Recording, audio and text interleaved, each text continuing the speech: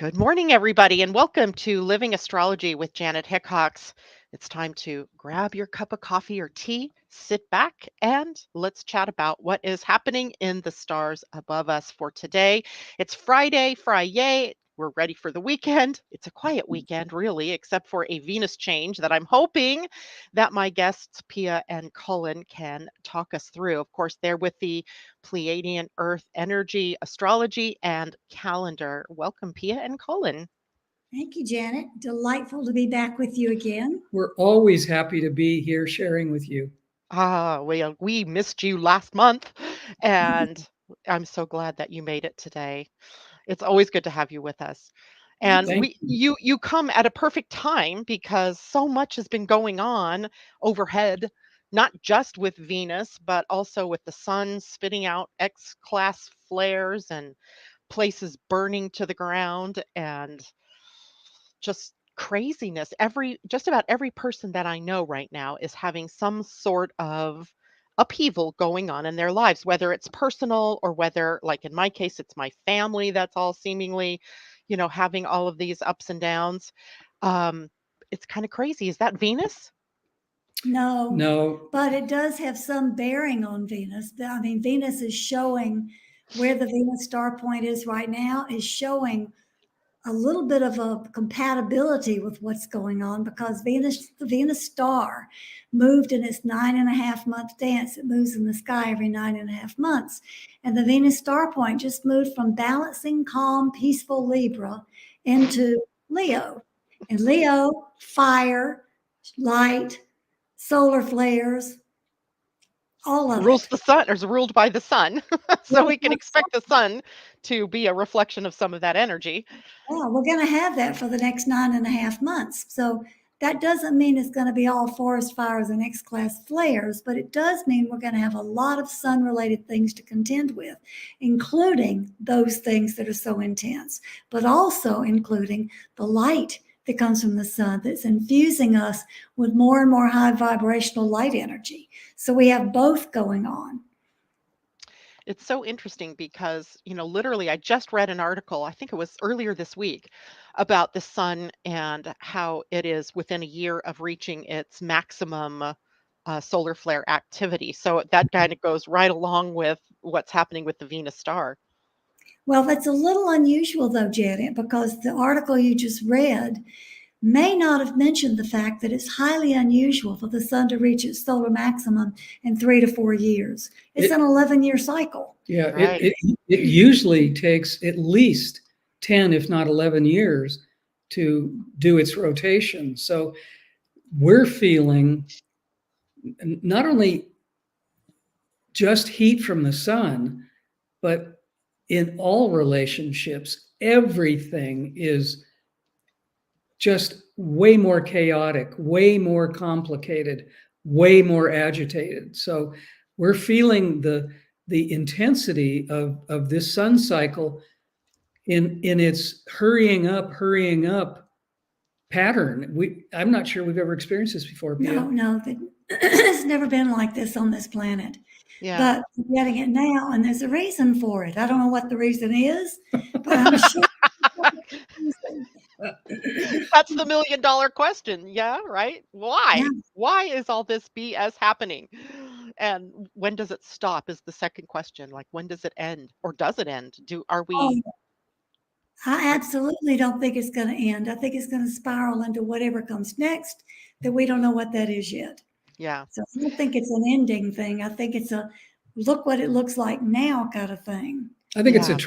transitional thing. I think we're in it. We have to get through it, but I'm not sure we know or understand what getting through it means. Well, Colin, you just hit the key word, transition. The Transition. Hmm. the Venus phases that Venus goes through in this 9.5 months are also showing up right now. August 6th, Venus moved into transition phase, meaning preparing for moving from evening star to morning star position. And when it gets ready to do that, it goes for 4 days, it goes completely blank. We can't find it in the evening sky. We can't find it in the morning sky. It's in its phase preparing to be seen in a different position in the sky. So we've got all these phases that are happening. It's a little bit like a woman who's right at the transition phase of giving birth. I was thinking just exactly that. And everything starts happening really quickly. And we've got a Venus phase change. We had one on the 6th, we have one on the 13th, the 15th, the 19th, which is tomorrow, the 21st, and then September 3rd. It's Bam, those. breathless. It makes you breathless to think about all Yes. these changes that are coming about. And the interesting thing to me is our friend and colleague Adam Gainsbourg Mhm. named these phases with a particular pattern of what he saw with Venus doing astronomically in the sky, but it correlates exactly with what we're talking about a birth process. Transition phase on August 6th. August the 13th, we move into inception. That's the beginning, something new. August 15th, we go into gestation. We've planted the seeds for whatever we intended. August the 19th, we have a birth. August the 21st, there's an emergence. What happened from the birth? What's emerging? What's the patterns we're going to see? And that's what we're talking about right now is what patterns are we going to see? And then on September the 3rd, we move into a calming period. We'll move into fullness and it'll stay fullness for a long time. But Leaves us alone for a while. yeah, Yay. a Yeah. lot of changes with Venus right now. Yeah, and I think we've all been feeling it, and of course this happens when she's in retrograde phase.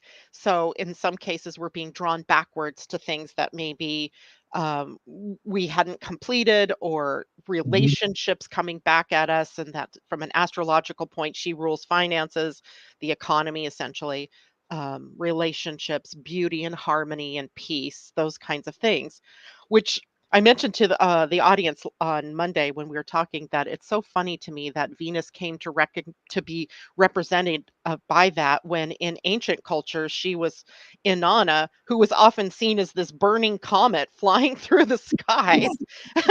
So Yeah. it's not unlikely that she's also generating the heat of maybe some kind of purification within us, but also the heat that is always the cause of some sort of phase change or transition phase. Well, that's a really good point, Janet, because the divine feminine does stir up some heat if change is needed. And you said purification, and you think about the fires that just happened on Maui. Who Yeah, is the great goddess in Hawaii? Pele, Pele, Madam Madame Pele. Pele, fire goddess. So goddess we of the volcano, right? The So we've got that going on. And then you can speak to some of the attributes of Leo. I've talked about the light and the need to be seen. There's a great big look at me factor within Leo. the That, heart. It's all about the heart. yes. Mhm. And And the stuff going on with the sun right now is let's look and see what we need to see in this light. But please let's talk more about what Leo means with Venus being in Leo. yeah, okay, well, let's back up for just a second, because I'm always a little, I mean, I think sometimes logically, like one foot in front of the other, one step in front of the other. So it was shocking to me that Venus began this new star point at 20 degrees of Leo and not at 0 degrees Leo, or even 29, where she could back in to the sign. So it's always interesting to me the difference between her cycle. She always seems to be just a tad different, right? They always say Venus is Earth's twin, but things on Venus do not work the same way as they do on Earth. Her rotation's even reversed from Right. Mhm. Earth. Right. So there's just something a little different, a vibe perhaps that already engenders change. And one of the things that has been happening over the course of time, the last funny thing about 8 months, is that the point of the moon's apogee, also called Black Moon Lilith in astrology, has been in Leo. And she always represents sort of the shadow energy in Leo, in whatever sign she's in. So she's going to represent that part, like the mirror that you have to turn, your head to actually look at and see. So that shadow, and the shadow of Leo is about the fear of change, getting caught in a rut, if you will. It is a fixed sign in astrology, and the fixed signs are steady and loyal. They stay the course, right? They persevere. They're tenacious. but that very tenacity can turn into, let's not move. I'm afraid to move. Mhm. I'm doing fine right where I am. Isn't everything good here? And yet, this planet is really all about change. So we have the shadow energy of this change, this transformation that's occurring in Leo. And it's truly uh, a transition or a change, a transformation, transfiguration, if whatever word you want to use, of the heart. And the Mhm. heart, of course, being the soul, being love, being, in astrology, Leo rules love and romance.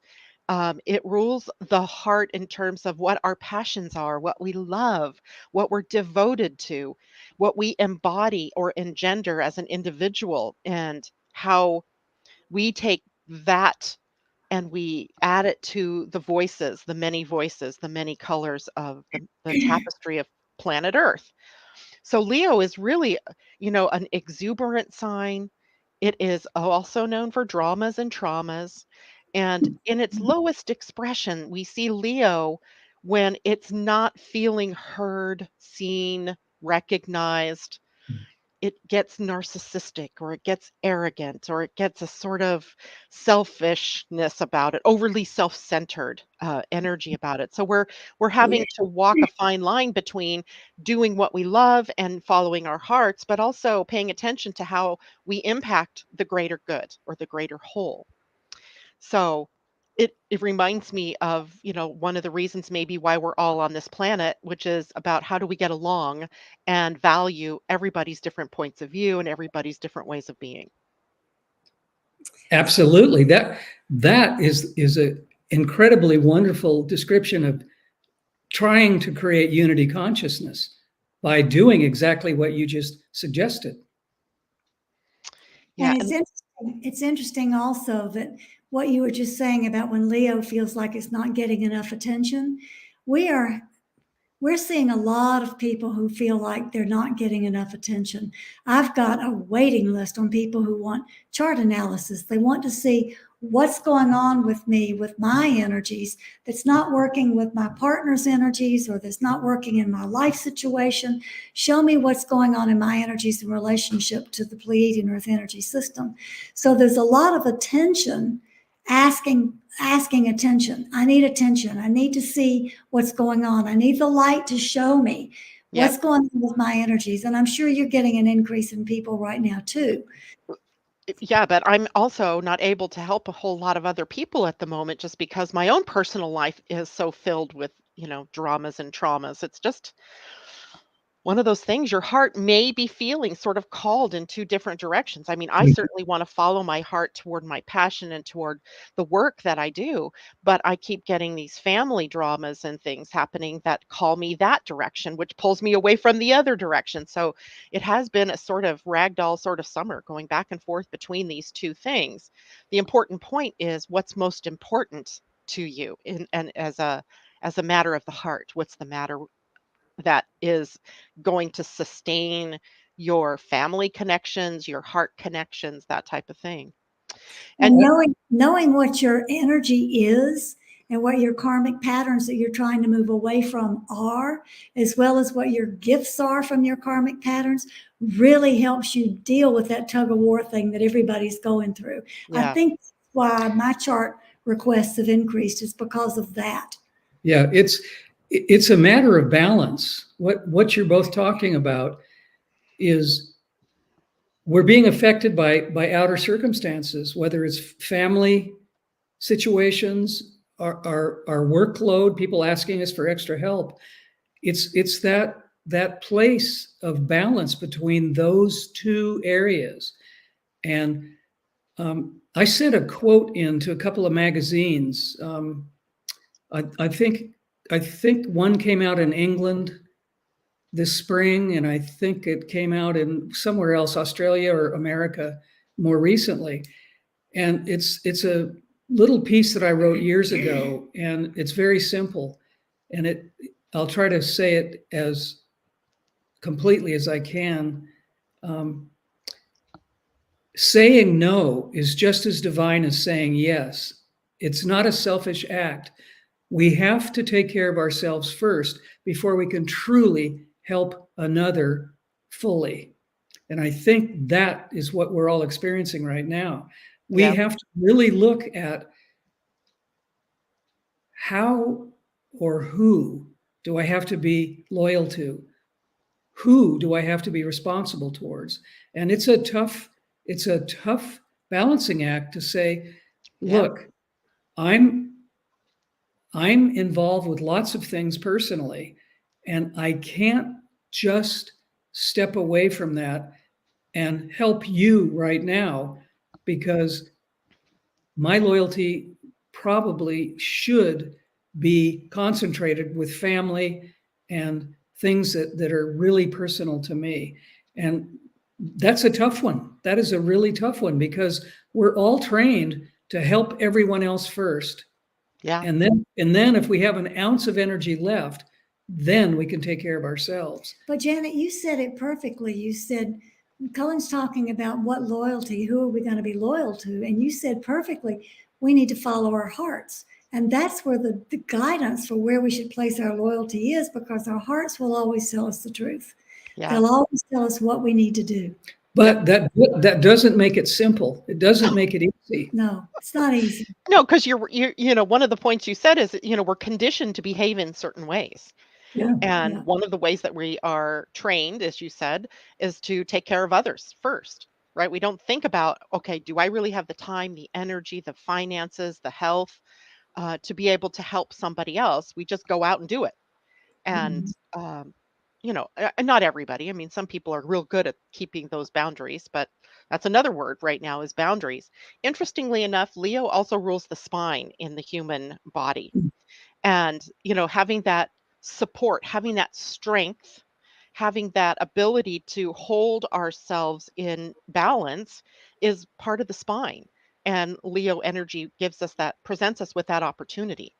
Mhm. And it's not lost on me either that we also have another fire sign highly activated, and that's Aries, with Mhm. the nodes having shifted last month into Aries, and the North Node in Aries, the South Node in Libra. And one of the biggest things in Aries is about being true to oneself Mhm. and filling your own cup first, as it were, before you can actually, start passing it out to other people. The contents of the cup have to be full. And the Libra South Node, what we are leaving behind is all of those things that we do because we're trying to make other people happy, that are not necessarily true for us or things that we really want. Um, kind of just being a yes person, right? A yes man, yes woman. Just, yes, I'll do that for you, not thinking about the impact it's going to have on you. Absolutely. We talked to a very wise person earlier today, and he said exactly what you're talking about. He said, I didn't really realize that I was making decisions to please people instead of being more involved in pleasing myself. And I think that was a really important, very simple statement, but very true statement that we generally do try to please everyone else. And it turns us into people pleasers instead of being more direct, using boundaries, and obviously taking care of ourselves. And that's a really tough one in society because of the training and because of the habitual use of always going outward helping instead of just maybe being a little bit more quiet, a little bit more not moving as fast and really taking stock of what we need, what we Yeah. need. Yep, yep, yep. And interesting that you brought up the word no, and people saying yes to everything. The yes, the people pleasing aspect. Because today, the sun in human design now, not astrology, but it's astrology based, just moved into the gate 29, which is, I always call it the gate of saying yes. It's called the gate of devotion or the gate of commitment, and it is an energy. It's a Leo energy, and it is about committing and overcommitting, being Mm. devoted or being half-heartedly involved with something. So the gate entails everything about saying yes. Like, what do we say yes to? Mhm. And devotion is literally linked with the earth moving into the gate of passion. So we have earth and passion, we have sun and devotion. This entire week then becomes all about what are we devoting our time to? Where's our heart in all of that? Because when you think of devotion, don't you think of love or heart or Mhm. passion? So the challenge, the earth's challenge is what do I devote my passion to? Ooh, what am I passionate about? So some people may be working with what am I passionate about, or where does my heart lie? A lot of times people are coming to me for a reading because they don't know what their life purpose is. And their Mhm. life purpose they think is linked to what they love or what they should do, as opposed to thinking of it as, well, what would you do all day if you could without even getting paid for it if you could because you love it so much, right? Mhm. When you turn it around that way and you look at it, then you can see, well, what am I currently devoting my time, my energy, and my heart to versus what would I really love to be devoting my time, my energy, and my heart to, and make a course correction, saying yes to the right things and not Mhm. yes to all things. Important, important. Not easy, as Cullen said, but No, important. yeah. And it's interesting what you just talked about. I think if we can turn what we love to do into play instead of work, if we can look at it as we're playing, as we're doing what we're doing, instead of it's work, it's the connotation of work is it's either hard or it's tiring or it's something we should be doing or we have to be doing.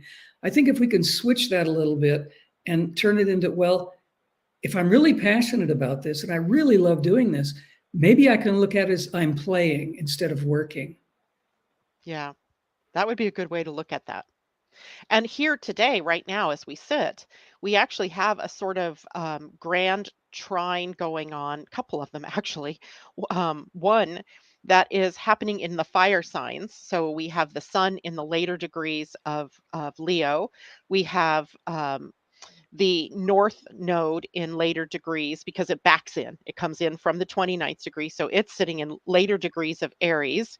And then we have the galactic center that is not necessarily, not all astrologers will use the galactic center, but I think of the galactic center as a place that infuses the solar system, including the Earth, with new energy or with possibilities or with, kind of seeding, like we were just going through the gestation, or we're still in gestation, right? So what have we seeded that's getting ready to birth? And that any kind of grand trine holds a lot of potential. It's like so easy for us to use our passion, to find our passion, except that it's not because of the conditioning that we have that says doing what you love doesn't pay the bills. Like, it's like an artist who would think, "Oh, yeah, I would do art every day, all day, but I can't make money from that, so I can't be an artist." And that's so not true. People think they have to go for the money first, and then that means that they can't really do what they love. They have to go with where the money is, instead of going where their heart is and letting the money come to them. It's upside down, right? It's a little bit Yes. upside down. Our whole culture is upside down, Janet. No doubt. No doubt. It's Yeah. like, if you've ever watched the Netflix show Stranger Things, I mean, it's like basically a cult classic already.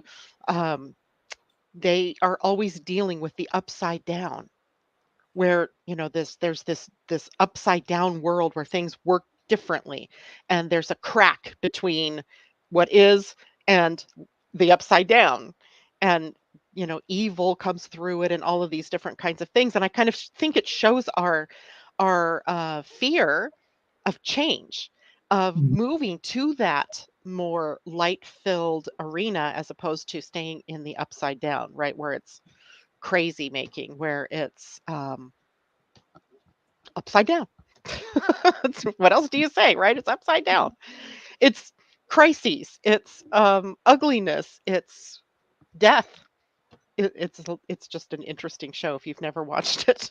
It's about kids too. The main characters are young teenagers, and then you see them, growing up. So the question then for everybody, everything that should be on your mind is about what am I devoted to? And what would I devote myself to if there were no other circumstances that I had to consider and I wasn't worried about failing, what would you do? Who would you be? It's not just about doing, it's also about being. Who would you be in the world?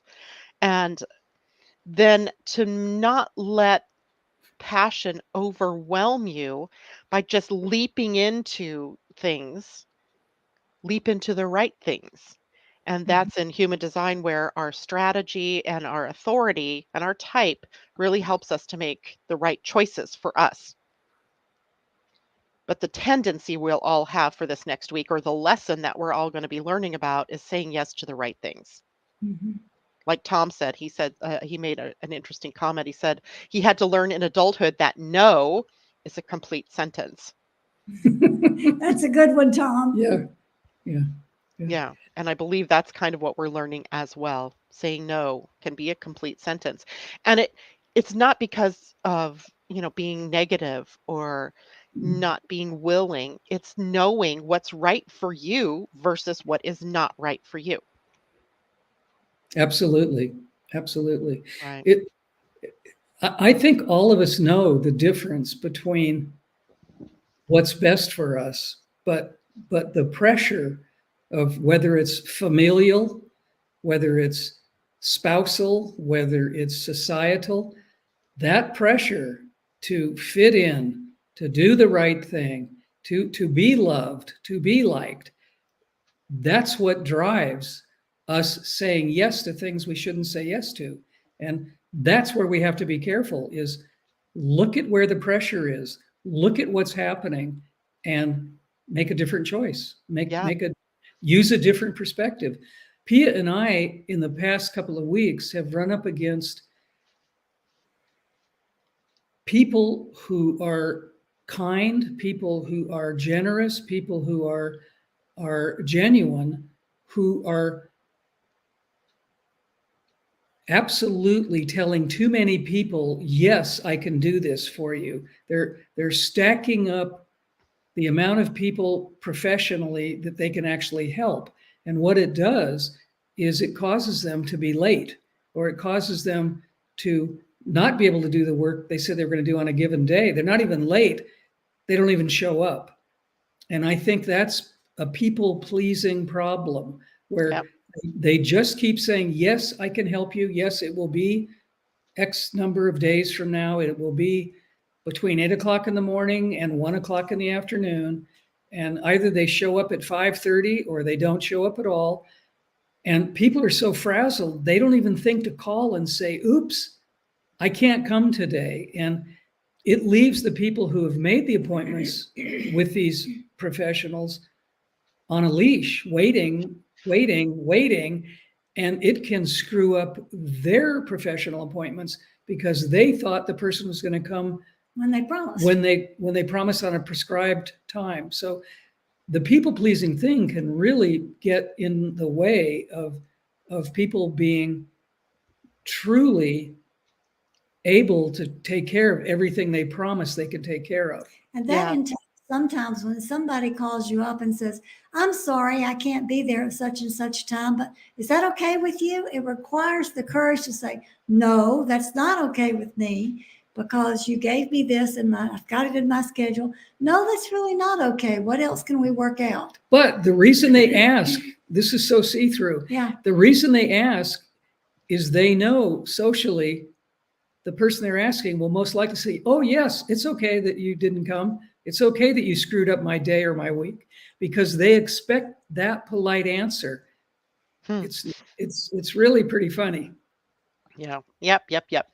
But we also have to be flexible, right? We don't want to get caught in, this, rut type of situation or where we aren't, mutable, flexible, That's adaptable, right? You know, Absolutely. that is a big part of what we're learning too, to be flexible. But one of the things that I said to people when the North Node moved into Aries is that we have to be able to state straight out what it is that we desire, and then give the other person an opportunity, or the other members of the group an opportunity to state what their desires are. So that, one, I'm being true to me. I'm saying, I can't make it to this event today, or I, need an option, but also giving the other person, as you, Pia, let's say, to say, that won't work for me today. What other options can we come up with? And we can make a compromise that works, rather than you compromising in a negative way by just saying, okay, well, I'll accommodate you. Mhm. Mhm. Right. So this is, That's these are out, big right? lessons. And we do have to recognize that things happen. Sometimes it's not in everybody's control, and we do have to be flexible when that goes along. But we can't be overly compensating or inflexible. We have to find that balance point between. It's Yep. really important in these chaotic times. Yeah. And one of the bigger lessons of Aries Libra is about interdependence. Mhm. How we Mhm. are all, we're all trying to live our lives and get our needs met, and make something, make our imprint on the world, or, those types of things. So how can we accommodate both? How can we work together and not always be in a position of having to give ourselves away, or expect others to give themselves away? Mhm. Mhm. That's kind of a Leo thing too, because Leo just kind of expects, hey, I'm the center of attention here, and my needs and wants and desires are primary. Yeah. Yeah. They supersede what you want. But that's not true, right? We all have to be in this together. Now, one of the things that, in human design, the 29 is where the gate is that we're talking about. The gate of devotion or commitment is gate 29, and it sits on the sacral center. So it's about doing. It has a lot of sustainable life force energy attached to it. So when we say yes to something, it unleashes, or potentially unleashes, the power of our sacral, or our doing energy. If the sacral is unleashing its energy at something that, if you are unleashing your sacral energy at something that you're really not committed to completely, or that, yes, when I said yes, I was really committed, but today it was like, oh God, what did I say that for? Then you end up in a half hearted sort of commitment to yourself, to another, to a project. And in the end, that really saps the energy from the whole thing, Mhm. and leaves, everybody else trying to pick up the pieces. So the clearest direction that I can give to people is, one, don't say yes in the moment if you're not someone who is meant to say yes in the moment. Say yes only if it's something that you're truly committed to. And if you are waffling a little bit, then say, I'm not sure about that. Let me get back to you. Um, Mhm. because if you commit yourself half-heartedly, then your unleashed energy goes nowhere. It's like Mhm. blocked. And it then is just feeling like, oh, I'm stuck in this. I can't get myself out of this. And then the whole energy of devotion to being an embodied spirit goes nowhere, right? You're just stuck being a human doing, and not a human being, Mhm. going through the motion. So finding what is the correct thing for us to be devoted to, or to unleash our passion toward, is the most important thing. What do you want to do? Who do you want to be? Where do you want to go? Where do you want to do it? We all get the permission to do that this week. But that can be tough for most people. Oh, it When is. when you said a few moments ago, if if everyone was given the opportunity to do whatever they want, whatever their passion speaks to them about, whatever their love might be, most people, in my experience, would freeze at that moment, because people are so used to asking from outside of themselves, what should I do? We're pretty much trained societally to look outside of ourselves for the answers. So when people say, when they're asking for help and they ask, what is my mission? What am I supposed to do here as a human on earth? they generally ask outside of themselves for that rather than using their own heart wisdom, their own intuition, their own connection to source. Their own awareness, even. Mhm. And so even giving people the tool to do that by saying, really, if you could do anything you want, what would it be? I think most people would have a pretty hard time focusing on, yeah, I know what I want and I'm going for that. I think we're trained to always look outside, whether it's religion, government, parents, grandparents, friends, whoever it is. And I think a switch needs to be switched where people realize that they have all the answers in their own hearts. We've talked about heart energy a lot in this discussion.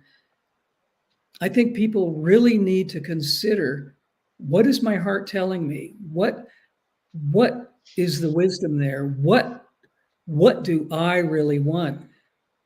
Totally disregarding all of the outside influence, all of the outside pressure. All the And noise. exactly, Mhm. exactly. Yeah, it's so much static on the line, right? So this week, that's what we're working on. Realigning ourselves to what we are passionate about and saying yes to those things and not to everything, because not everybody is here to do everything. So we don't need to try to become, superhuman or super, busy. Just say yes to the right things for you and you'll be fine, right?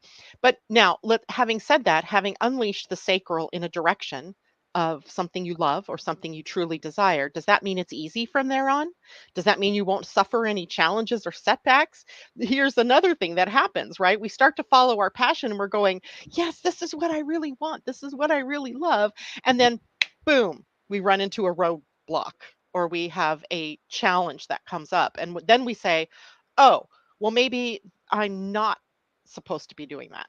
Maybe that wasn't really what I was passionate about.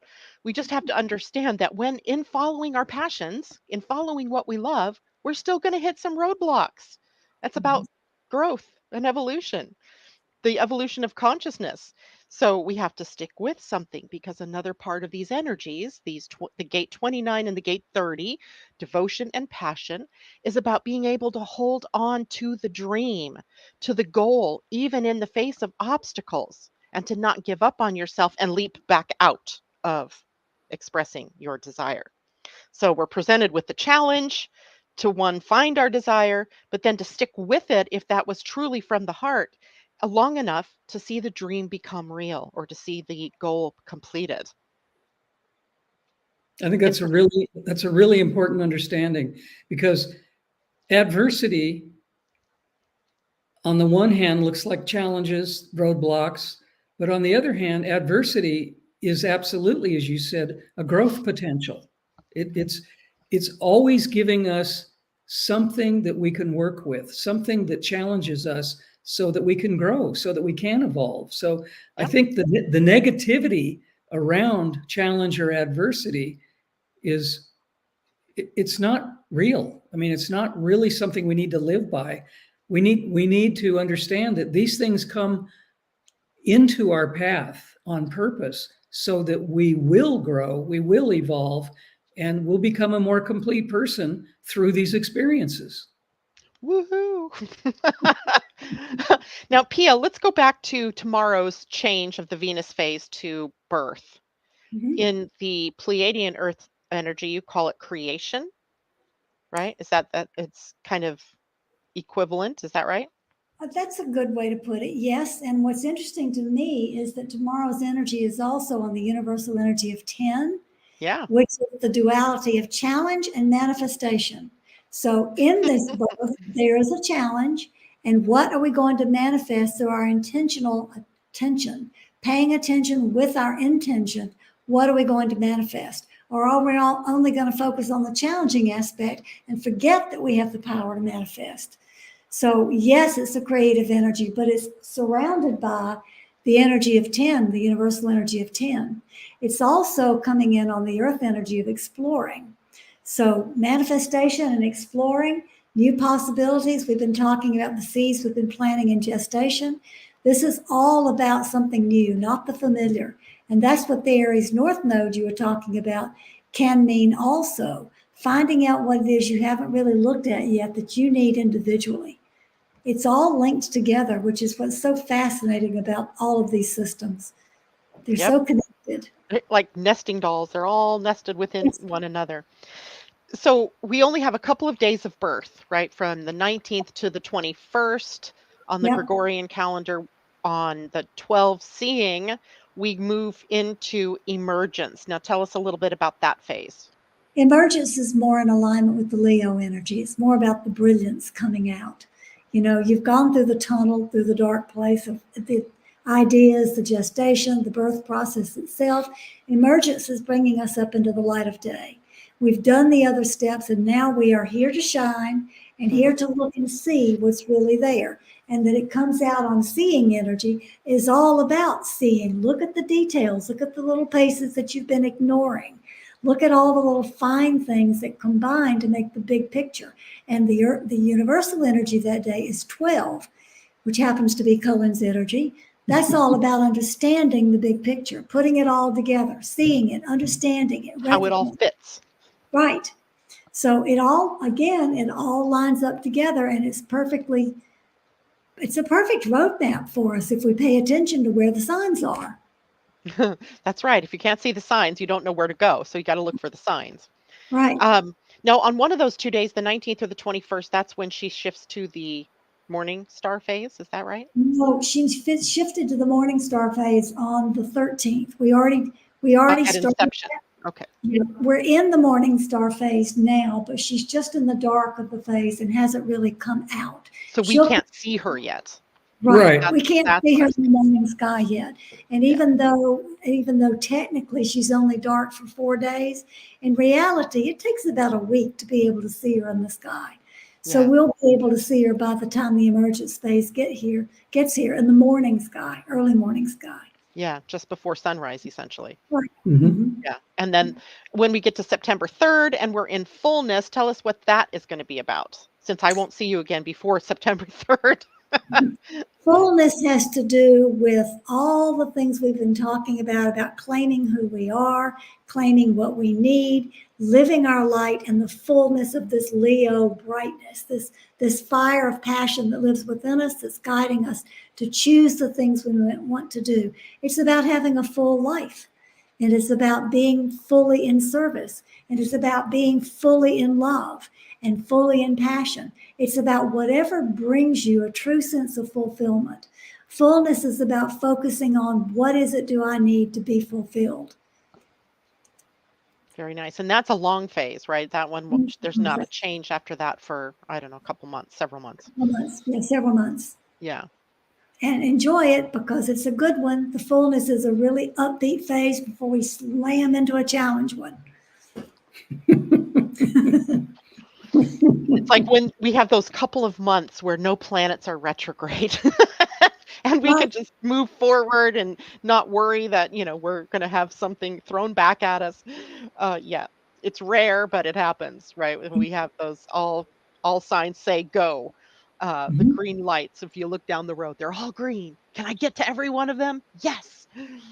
Now, I have another question for you, which is kind of weird, but I was looking ahead for the next week, just astrologically. And of course, next week we have the sun transitioning out of Leo and into Virgo on the very same day that Mercury goes retrograde. Yay for all of us. But I also noticed on the Pleiadian calendar that that's one evolving. It starts a new week. Is there any signification around starting a new Pleiadian week at the same time the sun is changing signs and Mercury's going retrograde? It feels stacked for some reason, like there's something that we must really pay attention to. Well, one of my favorite things to bring up is that all new things come out of chaos. And Mhm. you're looking at Mercury retrograde and the sun in this new position, and Venus has just moved through all of these phases and a new phase of Leo. And now we're into a new 13-day period of evolving. And we have to look at what does evolution really mean? I mean, we have all these ideas about what evolution is, beginning with what we were trained about with Darwinism, which is basically, in We're all my monkeys. opinion, Darwin had some ideas about evolution, but they don't necessarily match up with reality. So we have to stop and think, what does it really mean to evolve? Who am I now? And who am I evolving into? And pay attention to that. So yes, it is a chaotic time. And yes, there are a lot of energies that are stacked there together. And yes, it's on purpose. Being right there side by side with Mercury retrograde, which gives us the chance to look at, how do I communicate or not communicate? What's working and what's falling apart? What do I need to examine in these energies? That's all about who am I now, that we have to examine before we can look at who am I becoming. Because on the path of evolution, it's very much about who am I becoming every minute. Right. And evolving energy, if we take out the physical evolution, it really becomes more about the evolution of our consciousness. Yes, Absolutely. absolutely, the evolution of our consciousness. But I have to point out that the Mayan word for evolving was Kaban, which means earthquake. Yeah, So this is an I'm aware. the earth-shaking time for us. And what could be a better point to leap off into higher consciousness than having the very ground beneath our feet shake to say, get with it. You're evolving, you're changing, something different's coming. So I think it's all very much on purpose.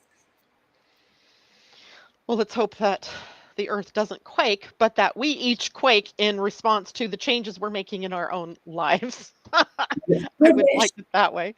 Yeah. Um, Yeah. so let's talk a little bit about what maybe your LARCMA, your group of souls, is talking about.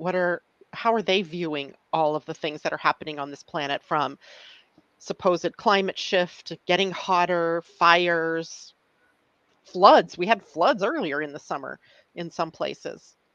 Well, a Um, couple of things. One thing, and then you can take it from here, but one thing they're really talking about right now is that we really need to start taking responsibility for our choices. And that means our attitude, our thoughts, our words, our actions, all of it. Because so many people right now are complacent. They feel like they don't have any power, they don't have any control, they can't make any difference. And so they slip into complacency. And LARCMA has been encouraging on their live calls recently quite a bit of step up, kids. You need to get really responsible for what you're thinking, what you're saying, how you say it, and what you do. And activate some of what Cullen said about saying no is just as divine as saying yes. When are you going to stand up and say no more 5G? When are you going to put your smartphones down and say, this is killing me, I don't want it? When are you going to take self-responsibility? That's one thing they've been talking about. Their stance on how unique this planet is in regards to we have choice. They talk about other planetary civilizations that don't have choice as part of their evolutionary process. They're in a locked.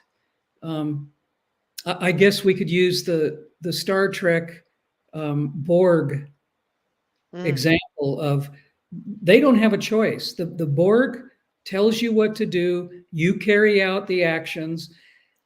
They make it perfectly clear that on this planet, on this plane, we do have choice. That doesn't mean that we're in total control, but we do have choice. And there's always this philosophical argument about, do we have free will or not? And choice is the part answering, yes, we do have free will. But they have something that they've talked about for decades. They say, we humans have 50% choice of what happens to us. The universe, the cosmos, has the other 50% of what is going to happen. And that if we combine those to make a greater whole, it ends up being a much, much better atmosphere, a much, much better place to live.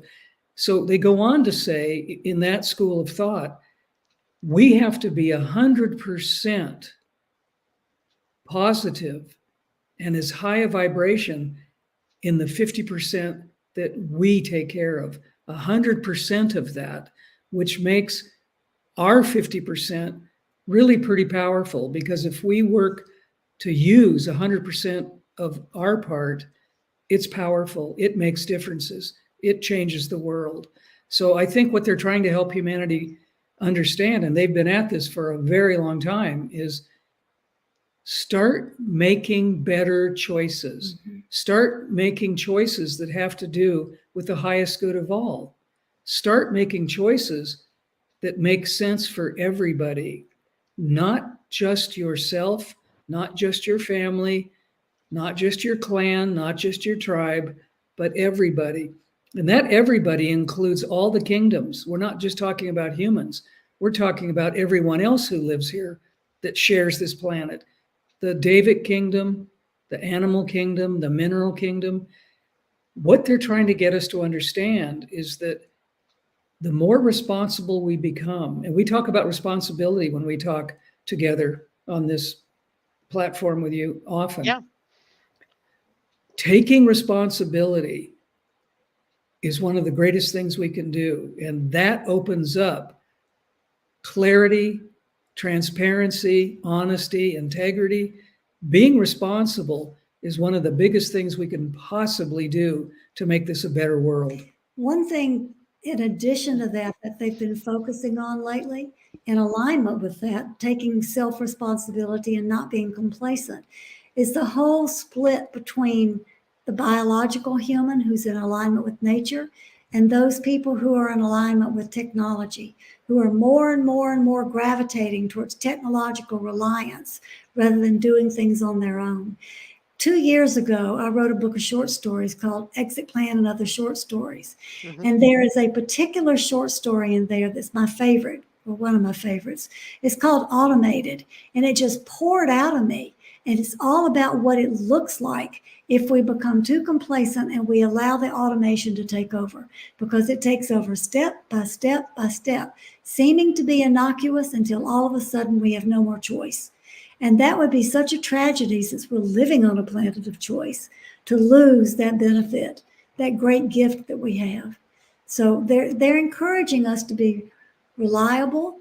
They're encouraging us to be responsible and to make choices that may be difficult, but in the long run are for the highest good.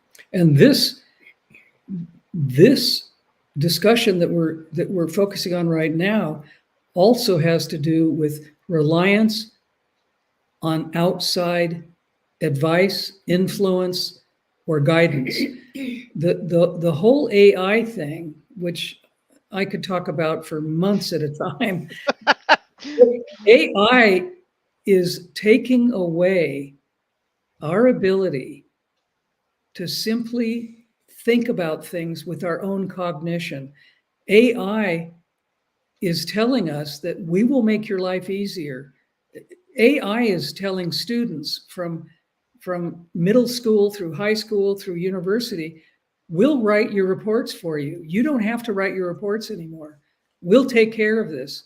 So you can do something else. You can go have fun. You can play a game. Yeah, but the idea behind that is it's taking people's focus away from using their own brains, Yeah. using their own imagination, using their own power of thought. And that, from our point of view, and Larkma, our Pleiadian friends' point of view, is absolutely part of the slippery slope. Pia said we don't realize how it's working until it gets to the point where, gosh, we've given our souls away. And how are we going to reclaim our biological, natural selves?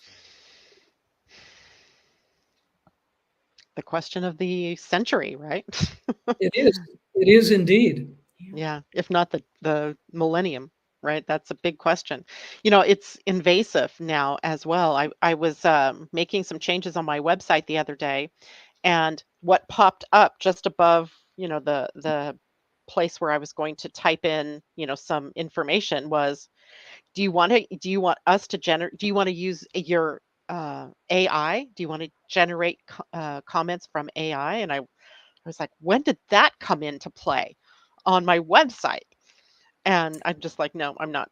Well, I did click on it because I wanted to see what it was going to do. And it didn't really do anything except rewrite everything that I had just written. So that was kind of weird. Like, you just use my own words. I'm like, okay. But I mean, it's like it just presents itself in front of us for us to It, use. And Yes, it does. under the guise of we're here to help you when they're really there to take over. Yeah, I And think we've had emails that have been changed when they're sent out. Type in the words that I want and AI changes. One really important one, I was doing something to somebody about a relationship question. And I said something about this will be a fulfilling relationship if you do blah, blah, blah. AI inserted the word not. This will not be a fulfilling relationship if you do blah, blah, blah. And it's like, okay, that's not really okay to have that happen. yeah, we're losing manuscript material or magazine or journal material that's just disappearing. Just disappears. It just disappears. Backups are essential now more than ever. And we know that apparently someone doesn't like what we're writing and they're taking it away. And that's pretty scary to us. wow, that's invasive. It is. Yes, it is. So I think the last thing we should say, Pia and Cullen, about this is it looks a little bit like a wolf in sheep's clothing. Mm. Yes. But again, these are things that, technology is here to be at our service, not for it to become for us to be at its service. So, that's a big lesson that humanity we're in that age of Aquarius, and Aquarius rules technology. We're going to have to find a way to do this that in a way that makes sense, that's balanced, that's helpful and useful, and not takes over. That'll be the Exactly. big challenge of the next, I don't know Yes. how many years, 200 years probably. Yep. Mhm. Yeah. Absolutely. I think we need to be incredibly insightful, alert, and careful around this issue because Yeah. it could go south without most people even realizing what's going on. hmm Indeed. We'll have to be careful. We have Yep. to stay aware, stay conscious, right? Stay Yes. awake, eyes wide open, right? Yes. Pia, do you have your cards handy? Yes, they are right here. I promised everybody on Monday that I'd let you pull a card for us. The Pleiadian deck is always so wonderful. Let's see what wisdom they have for us for the week. You won't believe what I just pulled. Oh, I will. Nature, fire. You are divine. You are a divine spark of light here to bring the light of your fire into the world. Perfect. Oh my God, that's a beautiful card. Thank you. Perfect. Well, I Perfect. I'm can still, go to the book and tell you what it says in more yeah, detail. while Pia finds that, I'm still astounded. I shouldn't be, but I'm still astounded at how accurate the randomness of this is, that it always brings up the right information. Yeah, validates it, strengthens it. So in the guidebook, it says, as a divine spark of light, you carry fire within you. The element of fire is one of the foundational elements on earth because it provides heat and light to support life. At the more basic level, your sun, which is fire, warms the entire planet and offers nutrition to the plants and other living beings on earth, including you. Light from the sun infuses you with wisdom and helps you to understand yourselves as waves of energy.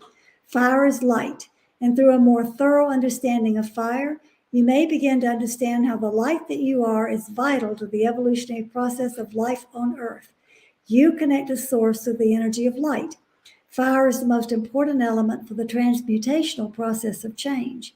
On a physical level, fire burns away anything that needs to be destroyed to make room for new growth and possibilities. As part of you, the energy of fire can help you to burn or transcend anything that is in the way of your personal growth. Yet the light of fire must be used consciously, both in the physical world and in your inner world, through directing your will for your own conscious evolution. Fire is the element most closely associated with the process of ascension. The light of fire illuminates the merging of your physical body and your light body together. Pay attention to the fire or light within you.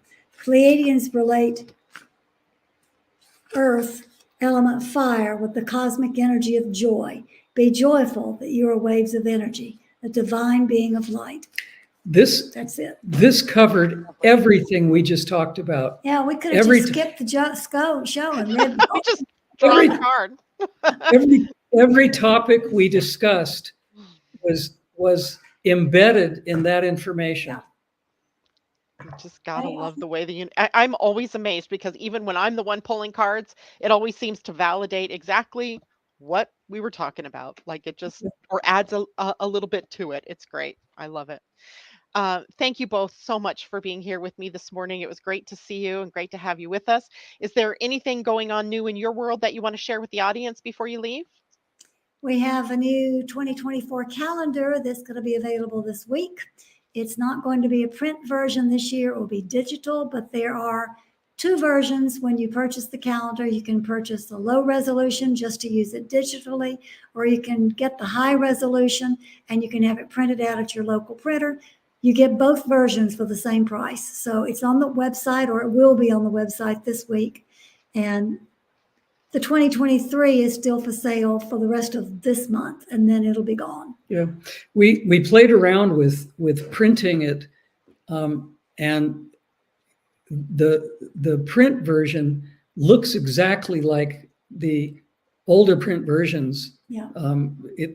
It Your local printer can make it look just like exactly this one does. exactly like the print We took it version. and had several versions made, so it's doable. So It is. enjoy it. Those of you who want to get the 2024, it'll Of be course ready. we want it. It sits right here in front of me, so I can look at it every day.